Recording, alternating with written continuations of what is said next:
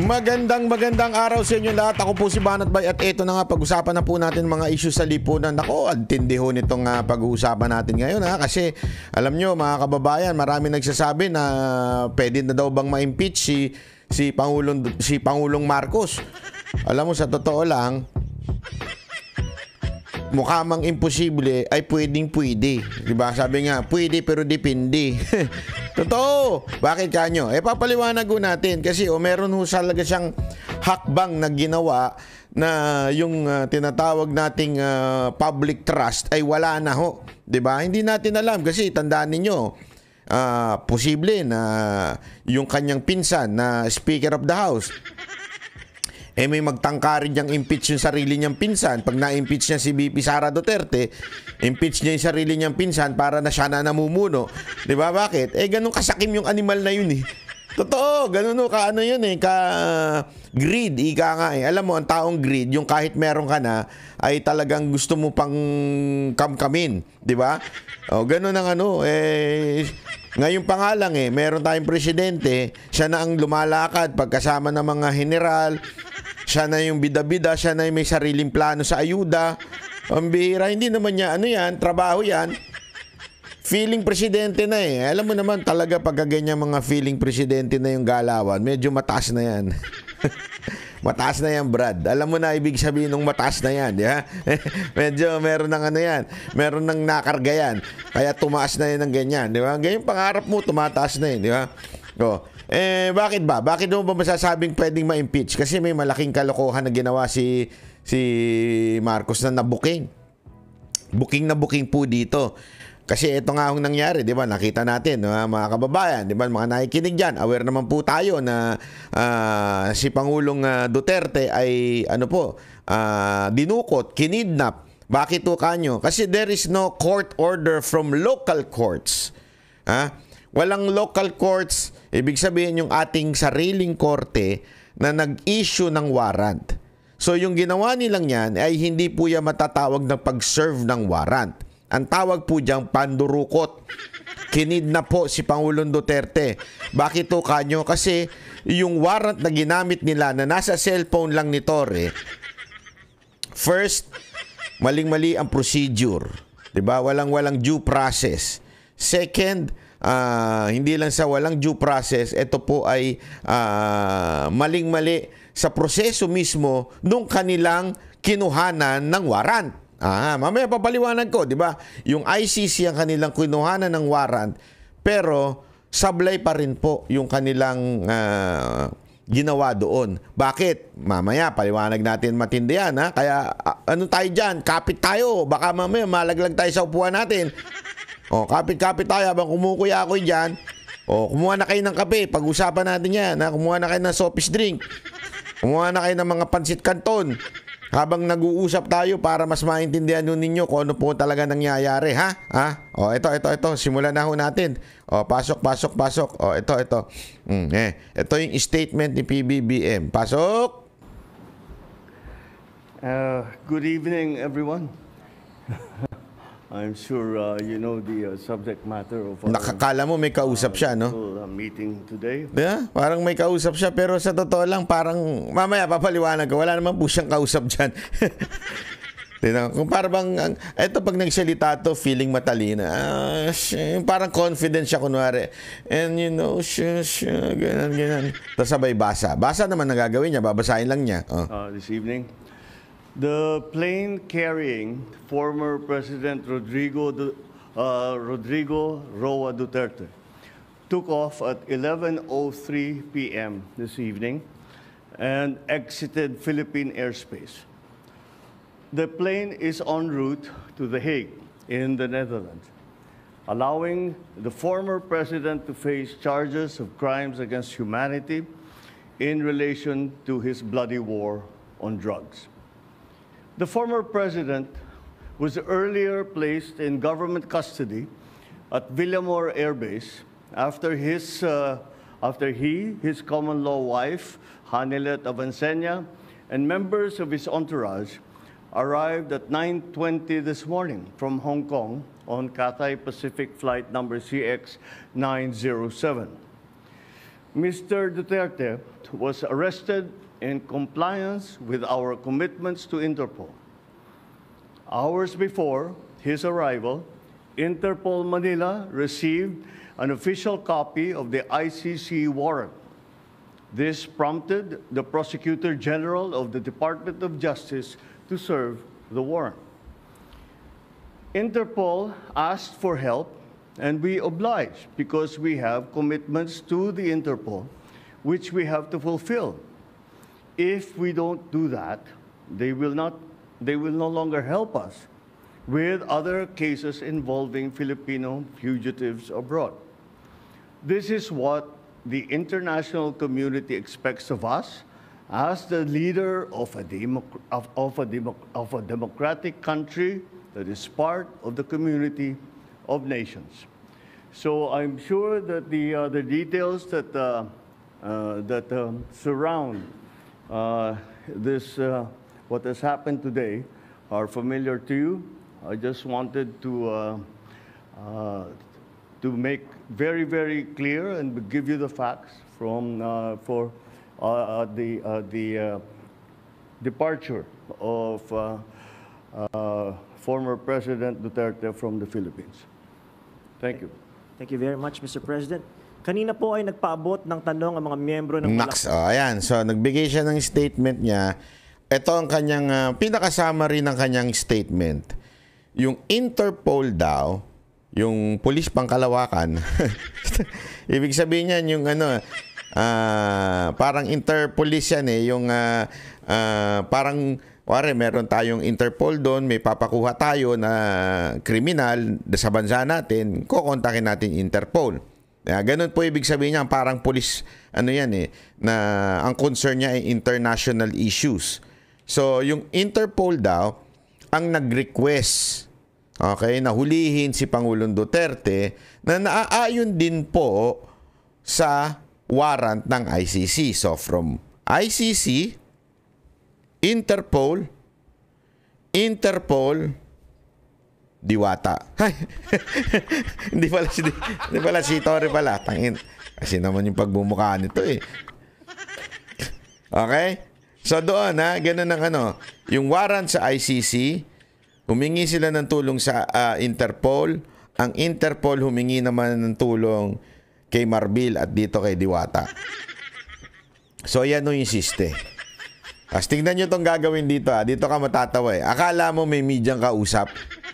Wala mo itong medyang kausap eh. Ano sabi niya? kanyang press corps at atin po itong sasagutin. Ulitin natin. Facts from for the departure of former President Duterte from the Philippines. Thank you. Thank you very much, Mr. President. Kanina po ay nagpaabot ng tanong ang mga miyembro ng Malacanang Press Corps at atin po itong sasagutin. Question number 1. Mr. President, meron po bang pisikal na kopya ng warrant of arrest laban kay dating Pangulong Rodrigo Duterte mula sa ICC? Oh, meron. This came in. Actually, it came in. I received it from Secretary Remulla. I received it at 3 a.m. last night, and I looked at it, and we went back and forth. 6:30, he wrote me again, and he said, "We have it already. We have the warrant of arrest from Interpol." And I said, "Okay, we'll put all our plans into place, and sige, let's proceed as we had discussed." Now that's what's happened. So yes, there is a very clear. At dito magsalita ito, no? Ako nahihirapan sa iyo eh. Document that will explain when that will explain the basis on how we conducted this arrest of former President Duterte. Sir, is it okay if we give them a copies of the arrest warrant? So the arrest warrant came from the Interpol. Yun ang sinasabi nila. Yun ang palusot nila. Hindi galing sa ICC. Although the case was in the ICC, pero yung Interpol daw ang pinaka nag-issue ng warrant. 2 copies of the arrest warrant. Will that be possible? Do we have limitations on that? We have the limitations, but we can. We have here the SILG, who has been, of course, part and parcel of the entire operation. We will provide the PCO with a digital copy. It has been attested by the Secretary of Justice and the Department of Justice as a lawful and legal warrant. We will publish it after this press conference, and you can use it as reference. These are, it's very simple. It's a request to the Philippine government from Interpol to enforce the arrest warrant. And of course, we comply with our commitments to Interpol. We did not do this because it was derived from or it came from ICC. Oh, yan ang palusot niya. Ginawa namin to not because from the ICC but because from the Interpol, and we comply. Okay. Ang tanong, are we required to comply? Tayo po ba ay required na sumunod sa Interpol? Hindi, para malinaw, linawin natin na maigi. Di ba? Hindi ho tayo required. Mamaya papaliwanag ko ho. We did this because Interpol asked us to do it. And we have commitments to them. And we... Yan ang sinasabi niya, we have commitments to them na sumunod. Parang sinasabi niya, hindi tayo pwedeng tumanggi, may commitment tayo. Eh yun yung may commitment sa ibang bagay, hindi mo sinusunod. Dito, sunod-sunuran ka. Bakit? Mamaya, easy. To those commitments. Sir, thank you, sir. Second question, sir. Mr. President, sinasabi ng kampo ni PRRD... So, ayan muna. Diyan muna tayo. Pakita natin ito. Yung Interpol, ayan, nasa kanilang website, cannot compel the law enforcement authorities in any countries to arrest someone who is the subject of a red notice. Each member country, which is including us, decides what legal value it gives to a red notice and the authority of their law enforcement officer to make arrests. Sa madaling salita, mga kababayan, we are not required. Hindi po tayo required na sumunod dyan. Ito po ay choice natin. Alam nyo, usually po, ang ginagawa ng Interpol, halimbawa, yung baligtad. Tayo naman ang nag-request kay Congressman Arnie Tevez na ibalik siya dito sa Pilipinas kasi meron siyang kinakaharap na kaso. Di ba po? Yun po yung ginawa natin. Ang tanong, bakit hindi pa ibinabalik si Congressman Arnie Tevez sa Pilipinas? Kahit nag-request na po tayo sa Interpol. Bakit hindi sinunod ng bansang Timor-Leste yung Interpol? Bakit hindi sila sunod? Kasi tinitimbang pa nila. Meron pa due process na ganap. Meron pa pong pagsisigurado na lahat ng bagay ay na-exhaust na ng taong inaakusa. Yan ang tinatawag na, kasi yung tinatawag na due process, it applies sa lahat ng bansa. Hindi lamang po sa Pilipinas. Na pag ikaw ay may reklamo o may kinakaharap na kaso, ikaw ay dapat bigyan ng due process. Sa pagkakataon ng kay Arnie Tevez, yung kanilang bansa, yung Timor-Leste, ay binigyan siya ng due process. Kaya ngayon, naglalaban ng pasakorte whether ibabalik pa dito si Congressman Tevez o hindi. Samantalang,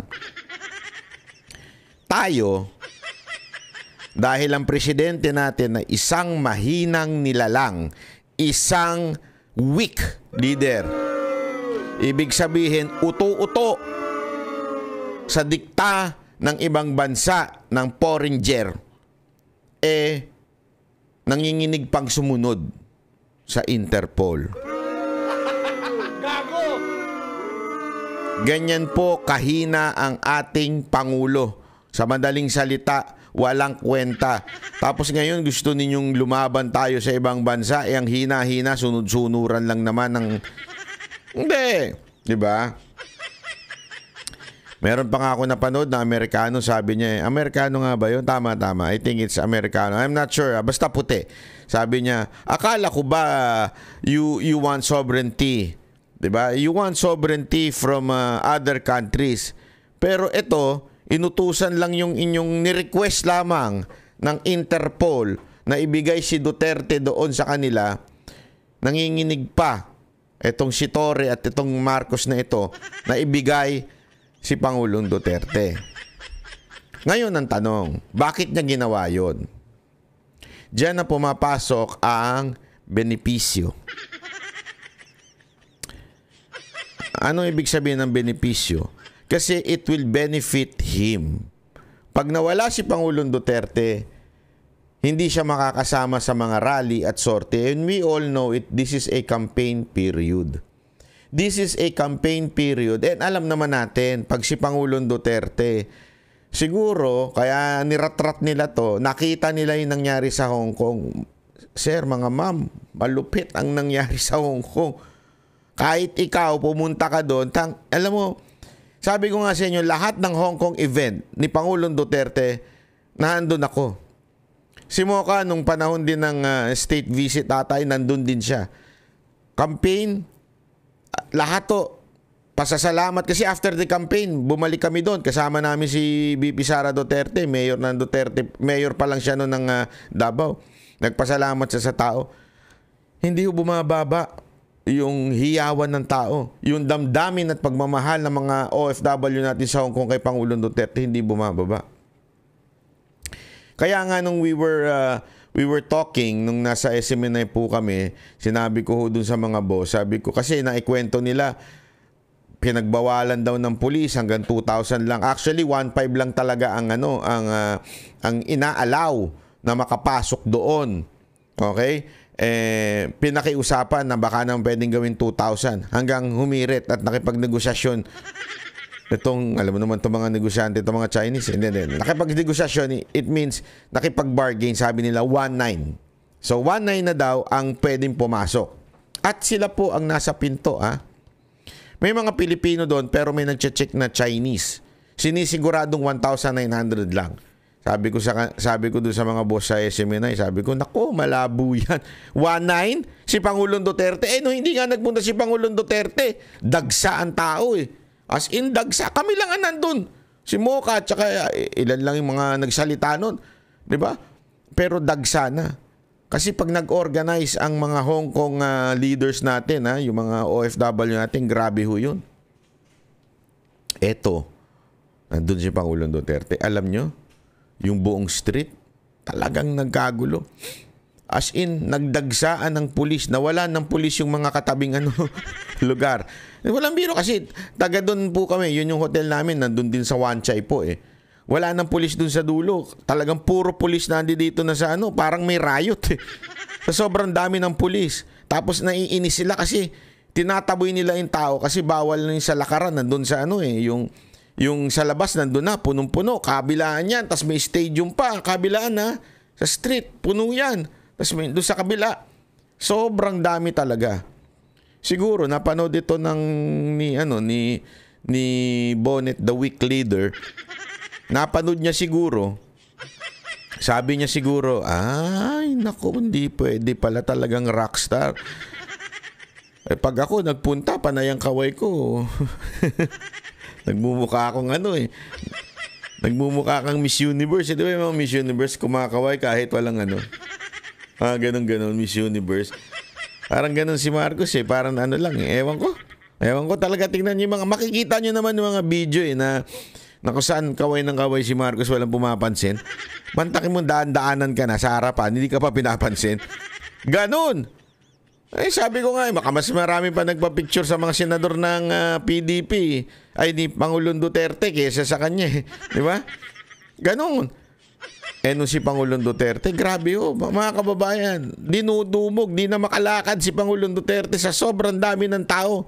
Si BP Sara nga Sa BP Sara, ang plano niya, ikutin at personal kamayan ng mga tao. Ikutin niya, umakyat siya ng stadium. Alam niyo, pinababa siya ng ng Chinese security. Kasi nagkagulo. Mantakin mo, umakyat siya dun sa crowd. Tapos pinaikot na lang siya. Sabi niya, balik na. Kasi grabe ganun ang reception ng mga Duterte. Nagkamali sila. Akala nila, etong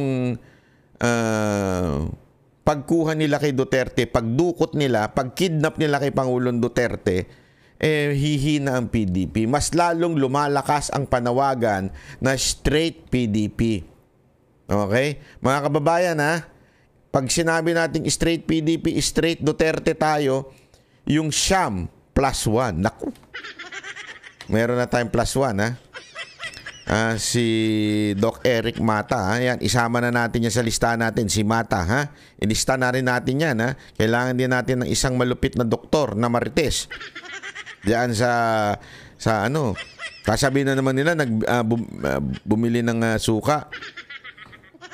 Ito, bumili ng suka pagbalik doktor.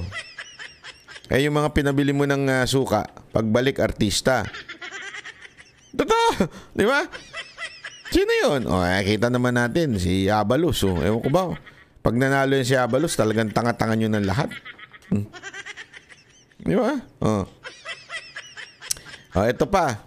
So, iyan nga yung ito yung sinasabi nating kalokohan po yung sinasabi ni Marcos na kung saan dapat daw tayo mag-comply sa ating commitment sa Interpol. That's false. Hindi totoo yun. That is another budol. Budol man. Ito si Marcos talaga. Budol ka talaga. Budol. Na unlawful arrest daw itong ginawang pag-aresto sa kanya. Well, we followed everything. Bakit laging parang feeling niya matalino siya na confident? Well, as we follow everything according to hindi mo kami madadaan sa ganyan mo, Brad. Hindi mo kami madadaan sa ganyan. Yung feeling matalino ka, hindi mo kami madadaan sa ganyan mo. Yung mga tanga mong followers, yan, madadaan mo sila. Yung mga tansong followers, tatanga-tanga yung mga ini. Necessary procedure. We had a very good basis on which to serve that warrant and to read him his rights. We followed all the legal procedures that are necessary. So I'm confident that if in further examination, you will find that it is proper and correct. Ginagaya niya yung tatay niya kasi. Yung tatay niya kasi talaga namang matalino yon. Walang biro. Yung tatay niya matalino talaga yon. Kaya mag-speech no ng mahaba, pero hindi nagbabasa. Ito kasi hindi. Kaya dinadalan siya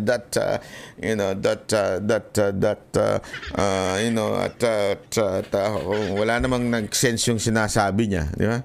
Sir, third question from the MPC. Mr. President, may violation ba ito sa ating soberanya, itong pagkaka-aresto kay dating Pangulong Duterte?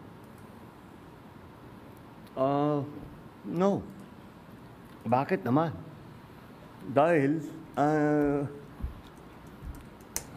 consistent naman tayo. Hindi tayo tumutulong sa investigasyon ng ICC. Wala tayong meron tayong contact sa kanila, natural. Pero no, not on an official level. We didn't help them in any way.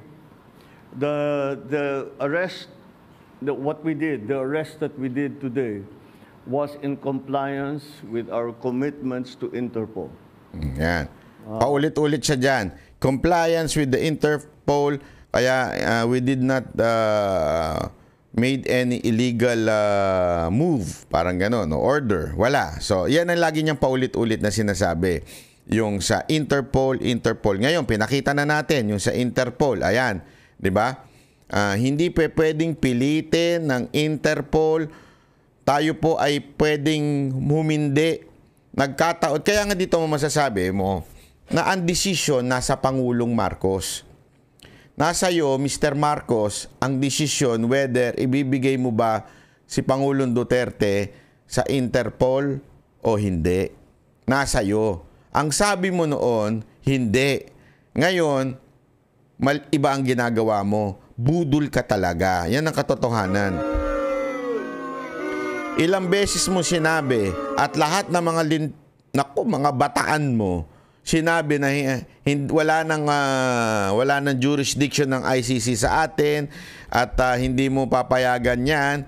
Pero ano nangyari ngayon? Mas mabilis pa sa alas 4, sabi nga ng mga matatanda nating di ba? Mas mabilis pa sa alas 4 yung ginalaw mo. Bakit kanyo? Hindi nyo dinaan sa tamang proseso. Dito tayo. Ito ang dahilan kung bakit pwede na ma-impeach ito si Marcos dahil hindi na niya sinusunod ang tamang proseso. Bakit kanyo? Ito po yung Article 59. Ito ay nanggaling mismo sa ICC ito. Ito yung kanilang parang nila yan, batas. Kasi since ICC ang source, ibig sabihin yung pinaka-demanda, yung pinaka-warrant, tapos pumunta sa Interpol para yung Interpol ang gumalaw, tapos yung PNP, dapat ang sinunod nyo, since sinusunod ninyo yung warrant of arrest ng ICC tuloy. Tama, ICC. Oo, tama. Ay, eto po yun. Ano po yan? Article 59. Paliwanag natin yan. Actually, tinagalog pa natin yan. A state party which has received a request for provisional arrest or for arrest and surrender shall immediately take steps to arrest the person in question in accordance with its law and the provision of Part 9. Linawin natin mga kababayan even if hindi na dapat nag-a-apply ito kasi wala na tayo sa ilalim ng ICC. I-discuss natin to na patunay na lumabag pa rin tayo sa due process ni Pangulong Duterte. Hindi tayo hinayaan ng due process. Number 2, a person arrested shall be brought promptly before the competent judicial authority in the custodial state which shall determine in accordance with the law of that state.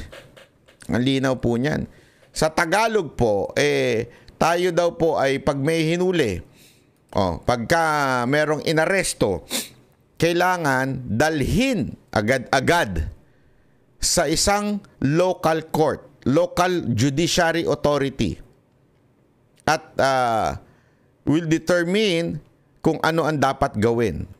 Ibig sabihin, hindi ibig sabihin ang ICC is above ng Korte ng Pilipinas. Hindi po. Ang ICC po ay sumusunod pa rin sa batas na ini-imply nung batas nung yung korte, yung justice system nung bansa na yon. Dadalin muna.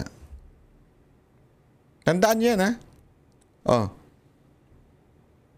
Sabi nga dito, letter B ng number 2. The person has been arrested in accordance with the proper process. And C, the person's rights have been respected. Yun na lang respected malabo na. Bakit? Ilan lang ang kasama niya doon? Wala nga yung abogado niya, isa lang. Tapos isa lang yung nurse. Alam naman po natin na may sakit na, mantakin mo 80 na yung mama. Diba? The person arrested shall have the right to apply to the to the competent authority in the custodial state for interim release pending surrender. Mga kababayan, ang linaw po niyan. Ang linaw-linaw po niyan. Na ano ibig sabihin niyan? Yung taong na-aresto ay maaari pang mag-apply ng interim release pending surrender. Apply doon sa korte. Pwede siyang magsabi, sandali lang, wait lang, automatic kudasay. Sabi niya, ito yung sagot namin. Ito yung sa nangyayari ngayon, ito yung aming sagot. Alisin merong due process. Huwag na natin palalimin, mga kababayan. Merong due process. Kailangan bigyan mo ng pagkakataon yung inaakusahan sumagot sa korte. Yun ang tama eh. Tandaan ninyo, hindi pa ho kriminal. Hindi ho kriminal si Pangulong Duterte. Hindi dinideclare na convicted. Kaya meron ho siyang due process pa na pwedeng gamitin dapat. Pero wala nang naganap na due process. Alam nyo kung ano nangyari dyan? Same thing na nangyari kay BP Sara Duterte. Di ba dapat si BP Sara Duterte sasagot pa muna doon sa Committee on Justice ng Kamara para doon sa impeachment niya? Hindi na siya pinasagot. Diniretso na. Di ba paulit-ulit nga natin sinasabi? Kahit nga yung sa atin yung dito sa ating bansa, pag ikaw may nagreklamo sa iyo, may nagdemanda sa iyo, yung piskal hindi naman agad-agad ita-transmit unless bayaran yung piskal. Unless tarantado yung piskal. 'Di ba? Hindi niyo dapat i-transmit kaagad. Kailangan niya orderan yung inakusahan. May demanda sa iyo.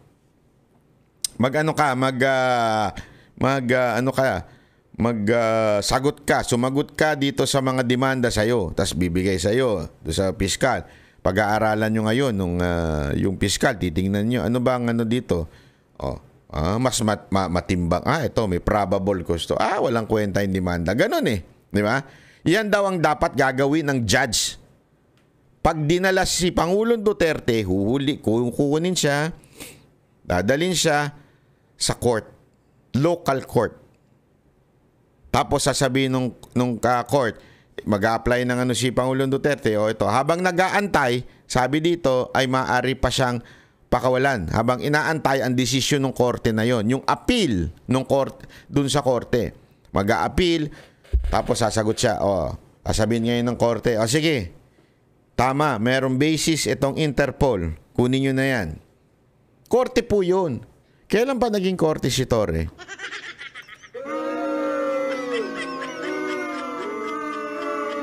Ako alam ko kung kailan. Nung sa KOJC pa lang, naging korte na siya. May sarili siyang mundo talaga Alam mo, Torre, ka na talaga. Hindi ko alam Kasi alam mo, ignorance of the law excuses no one di ba? Hindi, porket hindi mo alam, hindi pwedeng dahilan yun. Ilang beses mo nang ginawa yan. Ilang beses mo nang ginawa yan sa KOJC, di ba? Yung search warrant mo, mali yung address. Di ba? Sasagot mo, hindi, sa korte na lang kayo magreklamo. Winasak nyo na yung lugar, tsaka ka Tapos, tandaan ninyo nag-issue yung Supreme Court doon na respetuhin, galangin yung KOJC. Diba? Tumigil kayo saglit. Ano ginawa nyo? Tinuloy-tuloy nyo pa rin. Talaga meron kayong meron talaga kayong ugaling hindi sumusunod sa korte. Kaya nga ikaw ang ginagamit ng administrasyon na to Bakit? Alam nila na hindi ka masunurin sa korte. Alam nila na utu-utu ka. Alam nila na pag sinabi sa'yo susundin mo kahit illegal na. Mantakin mo ito Ito yung pinagmamalaki nila na warrant galing sa ICC. Ayan na mismo, galing na po mismo sa sariling batas ng ICC na dapat dinala muna si Pangulong Duterte. Ano ibig sabihin nun? Simple lang ibig sabihin nun. Hindi nyo binigyan ng due process si Pangulong Duterte. Itinakbo nyo kagad, itinakas nyo. Anong dahilan? Kaya nga mga kababayan, dahil po dyan, sa totoo lang pwedeng i-impeach si Marcos sa ginawa niyang to. Binigay niya ang kababayan niya sa kamay ng puti, sa kamay ng banyaga, nang hindi pinadadaan sa tamang proseso. Pantakin mo Ito na lang, simple-simple, di ba? Pag ikaw na-demanda dito, may due process. Di ba? Di ba? Oh. Pag dinimanda ka dito, mantakin mo ito, demanda galing sa ibang bansa, hindi mo man lang pinadaan sa due process, niratrat mo kagad. Praning na praning ka ba sa mga Duterte? O inggit na inggit ka? Dahil walang pumapansin sa'yo pag nag-iikot ka. Hindi, yun ang totoo eh. Wala kasing pumapansin sa'yo. Kaya ayan, ano mo, para mawala na lang at hindi manalo, pinalipad mo, pinaalis mo dito. Kaya nga alam mo, ngayon daw, sumunod si VP Sara Duterte doon sa Netherlands, sa The Hague, di ba? Sumunod siya doon. Naku po, patay tayo dyan. Wag naman sana. Wag naman po sana na baka pigilan na makabalik dito si VP Sara Duterte. Kasi ako, kahit tinanggal nyo si Pangulong Duterte, meron pang VP Sara Duterte na maaring sumama sa rally. Pag yan sumama sa rally, naku po, patay kayo mga kababayan. Patay kayo mga kababayan. Lalo ninyong pinainit ang ulo ng bawat Pilipino. Ngayon, may mga pulis nagre-resign dahil sa ginawang katarantaduhan ninyo. Di ba? Ang message ko nga, kaya nga paulit-ulit ko mini-message ito sa pinoposto. Asan na yung mga bayani? Kailan kayo titigil sumunod sa illegal na order ng gobyernong ito? Kasi mga kababayan, hindi pwede yung dahilan nyo. Ako, naiirita na ako dun sa sumusunod lang po ako sa taas. Anong tangina? Sino ba yung taas na yan? Yan ba yung mataas ang tama? Lagi na lang ganyan Sumusunod lang ako sa taas. Kulang Sumusunod lang ako sa mataas ang tama. Dapat ganun. Kasi yung palusot na yung sumusunod ako, hindi yan na sinumpaan ninyo. Saan nyo nakuha yan? Di ba ang sinumpaan ninyo is ipapatupad ninyo ang batas, ipapatupad ninyo ang konstitusyon. You have to execute the law. Hindi pwedeng para lang tayong sunod-sunuran na inutusan ka lang ni ganito, gagawin mo na without the law. Sabi ko nga sa inyo, tapos na usapan kung may warrant talaga kayo Nagaling sa korte ng Pilipinas, tapos na usapan. Wala na tayong dapat pag-usapan. May warrant Pero wala Yung warrant, nasa cellphone pa, galing pa sa ibang bansa. Tapos, hindi man lang pinadaan sa tamang proseso na dapat sana, ayan.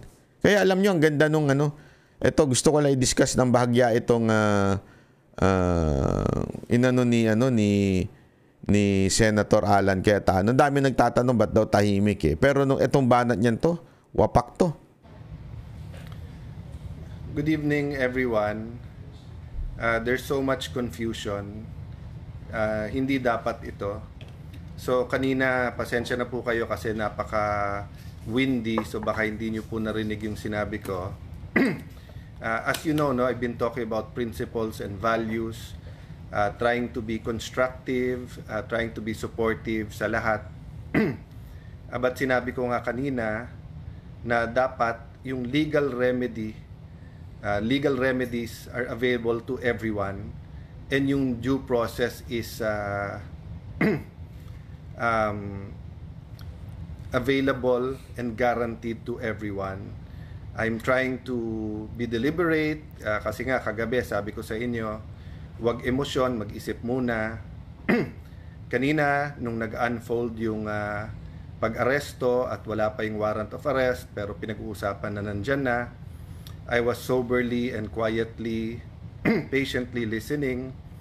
Yung isang channel, pinila isa-isa ang mga kalaban ni President Duterte from mga legitimate human rights lawyers, former Senator De Lima, those from the Philippine left, napakarami and basically rejoicing.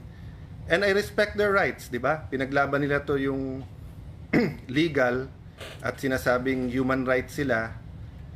pero hindi ba yung human rights due process? So let me stop there.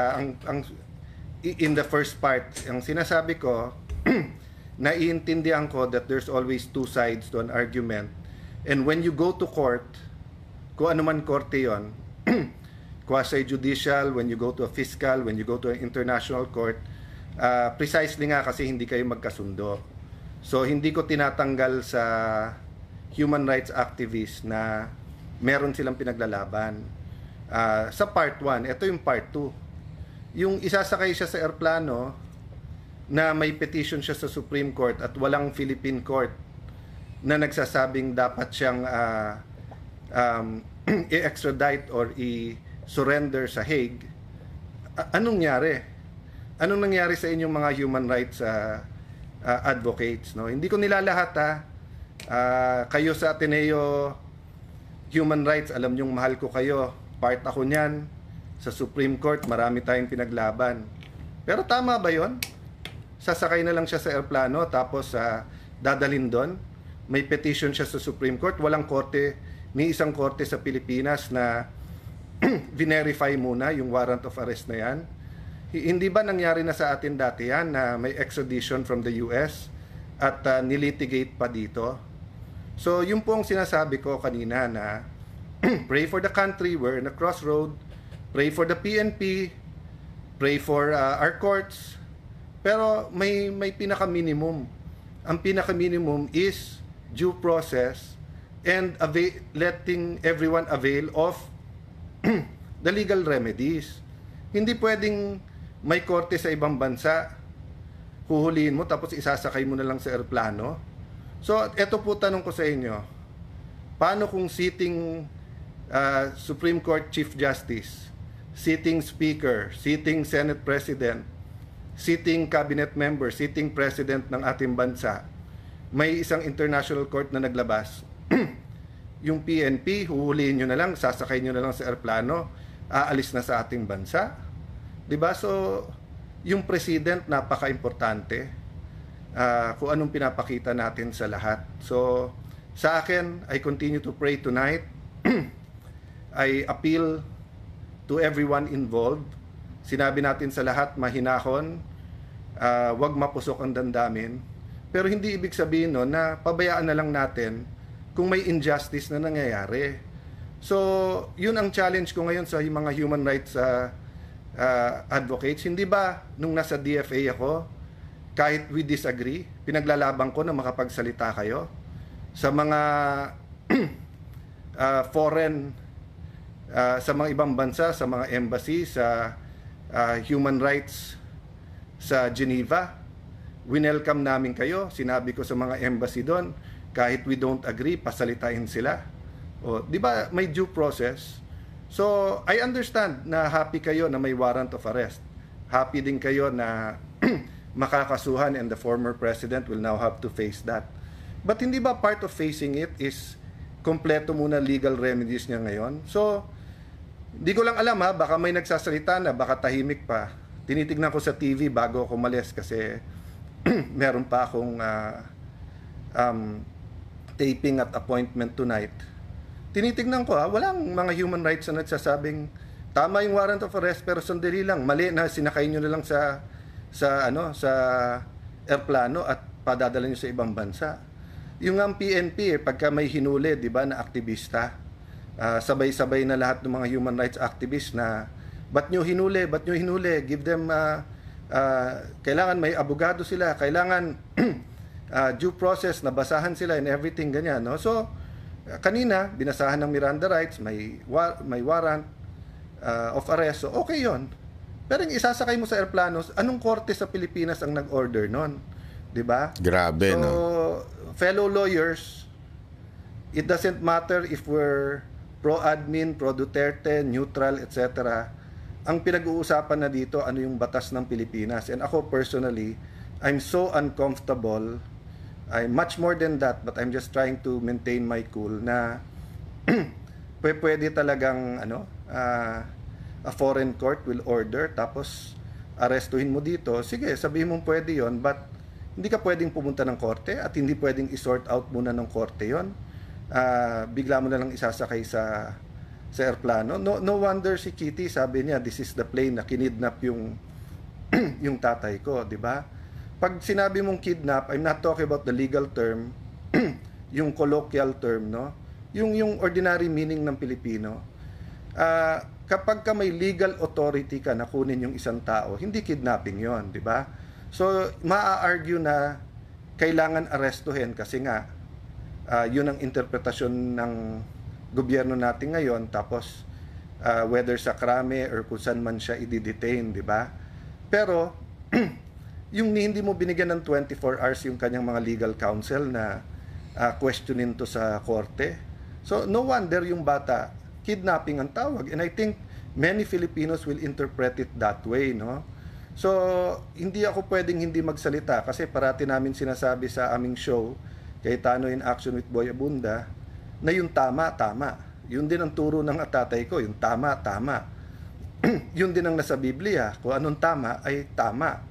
So I don't feel that I have to speak on all legal issues, and I really try to be supportive of... Pag tama, palakpakan. Pag mali, banatan. Yun ang to tama, di ba?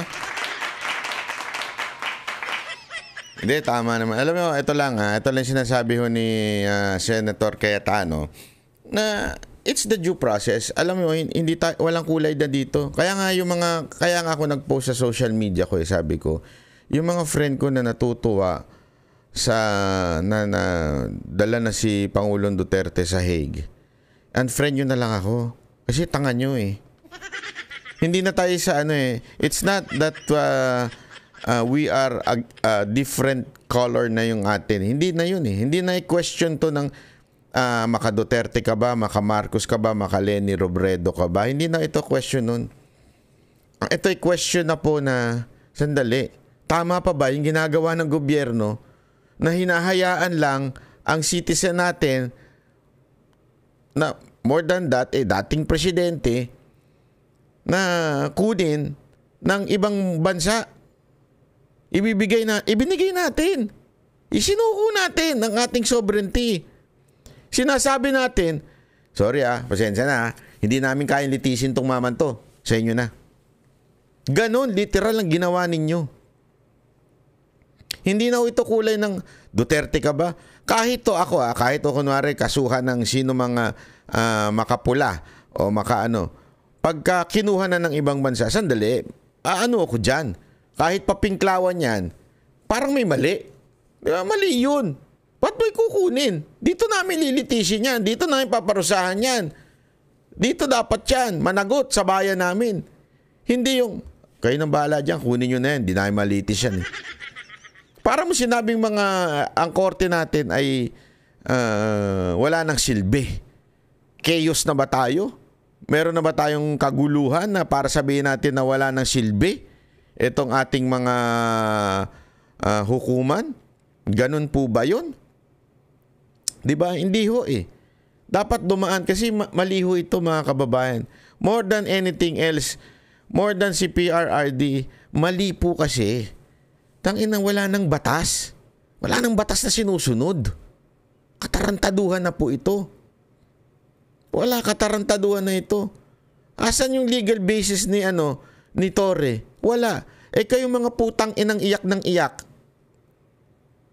Na kesyo nalulungkot kayo kasi hinuli yung aming hero na si Duterte. Ba't kayo sumunod? Sorry Mayroon pa nagsumagot doon kasi may mga pamilya yan eh. O kahit na. Bakit? Yung mga magnanakaw may pamilya din eh. Kaya nga sila nagnanakaw eh. Para sa pamilya nila eh. Anong pinagkaiba nito mga pulis na sumusunod sa maling order? Ang sagot, may pamilya kasi kami kaya sumusunod lang kami. May putang inang yan.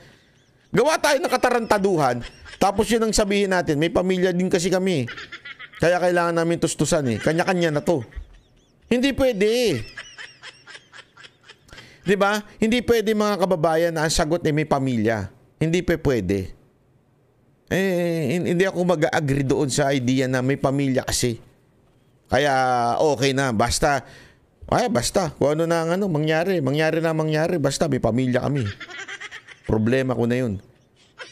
Hindi pwede yun. Kaya nga, ulitin ko, nananawagan ako sa mga kababayan natin. Hindi ako nagnanawagan na revolusyon, Hindi yun ang pinanawagan ko. Hindi rin ako nananawagan ng kudeta. Okay, linawin ko lamang po. Ang panawagan ko dito, it's time for you to stand up. Mga pulis. Ang dami ko nang nakikita. 2 na, 3 na yung nakita ko na pulis na nag-resign dahil hindi nila maatim ang ginagawa ng kanilang pinuno. Yan ang dapat nyong gawin. Ipakita nyo sa buong mundo na hindi kayo mga kawatan. Hindi kayo mga rebelde. Paano yun? Mag-resign na kayo. Pag inutusan kayo. Kasi eto nga eh. Eto napanood ko kay sa SAP 44 yung kay Magalong. Nakita ko doon kaya humanga ako doon sa mama kahit yung kanyang son-in-law may topak eh. Humanga ako doon sa mama eh. Anyway, hindi naman niya kadugo yun. Parang ayaw din naman mag-ginadala. Walang gano'n. Parang hindi naman niya katugo kasi son-in-law lang naman niya yun. Diba si Magalong inutusan na parang tanggalin sa yung pangalan ni Pinoy dyan, hindi niya ginawa. Diba? Pwede naman niya sabihin, hindi, sumusunod lang ako sa utos. Tapos PNP chip pa siya. Pero mga kapulisan, kayo, mga uniform personnel, kayong kinakausap ko ngayon, hindi nyo kailangan sumunod sa maling utos. Lagi nyong alamin ang legal basis na inuutos sa inyo. Alam niyo yan eh. Kung hindi nyo gusto at ayaw nyo, huwag nyo sabihin na hindi, sumusunod lang kami sa taas. Huwag ganun. Diba? Ay kung kailangan niyo manindigan kayo. Kasi yan naman ang sinumpaan ninyo eh. Diba? Kaya nga merong kantang nang mamatay ng dahil sa'yo. Diba? Hindi nang mamatay ng para sa'yo. O para kay Torre. Hindi yun. Dapat talaga para sa bayan. Diba? Mambira naman Asa na ho yung prinsipyo ng mga kapulisan natin ngayon at kasundaluhan. Nasa na yung mga prinsipyo nyo? Alam nyo, bumababa na tuloy yung tingin ng mga Pilipino, mga ordinaryong Pilipino sa inyong mga pulis. Tangina, binaboy nyo yung presidente namin. Binaboy ninyo yung tatay ng bansan to na tumayo talaga para ipaglaban tayo. Binaboy nyo. Hinayaan ninyong babuyin ni Torre kasi sunod kayo ng sunod. Again, I am not saying na huwag kayong sumunod. Ang sinasabi ko, mag-resign na lang kayo para hindi kayo mapuwersa. Oo. Diba? Hindi ko kasi sinasabi na na baka sabihin ng iba, nag-aano ka ng rebellion. Hindi ako nag-aano ng rebellion. Hindi ko sinabing lumabang kayo kay Torre. Hindi yun. Mag-resign kayo. Ipakita ninyo na meron kayong prinsipyo. Ipakita ninyo, mali ito. Resign ako. Dati may mga pulis na ganyan eh. Napanood ko pa si Philip Salvador pa yung dun eh. Gumanap dun eh. Asa na yung mga pulis na bayani noon? Diba? Wala na ba tayong ganon? Bayani ngayon? Wala na? Kasi naubos na? Mukha na bang pera lahat? Taas-taas nga yung mga kamay ng mga mukhang perang pulis ngayon. Yung walang tiwala sa truth and justice. Basta sa kanila, mag-survive ang pamilya nila. Hindi ko sinasabing Kasi alam mo, magsusurvive ang pamilya mo at magsusurvive yan. Hindi ka pababayaan ng Diyos, sumunod ka lang sa tama. Lagi yung iisipin yan. Hindi God is a just God. Sumunod ka sa tama, hindi ka niya iiwan. Diba? Yun lang naman sa akin. Sana, tingnan ho talaga natin ito. Maraming salamat po. Ako po si Banat Bay. Yan ang Banateros, boses ng ordinaryong Pilipino. Banateros ay walang makaka